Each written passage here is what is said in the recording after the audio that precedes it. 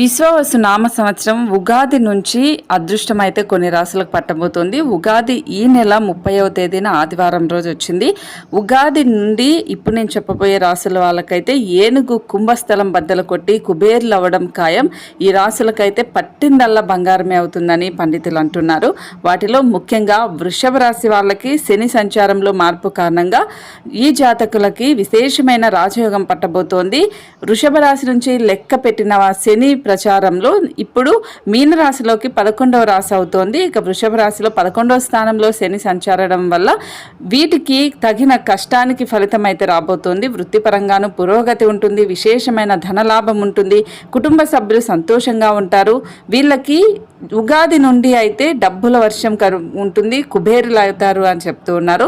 అలాగే తులారాశి వాళ్ళకు కూడా అంతా కూడా మంచి జరుగుతుంది. ఉగాది నుండి శని సంచారం కారణంగా రాజయోగం పట్టబోతోంది.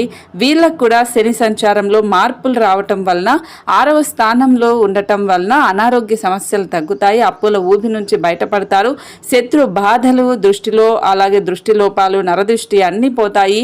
ఈ సమయంలో మీరు అనుకున్న పనులన్నీ కూడా సజావుగా సాగుతాయి. ఇప్పుడు ఏం చేసినా మీకు ఫలితమే వస్తుందని చెప్పడంలో ఎలాంటి సందేహం లేదు. అలాగే మకర రాశి వాళ్ళకు కూడా ఉగాది నుండి అయితే అదృష్టం కలిసి వస్తుంది, మంచి సానుకూల ఫలితాలు ఉన్నాయి. శని భగవానుడు మకర రాశిలోకి వెళ్ళటం వల్ల విశేష యోగం అయితే రాబోతోంది. వీళ్ళకి తగిన ప్రతిఫలం ఉంటుంది.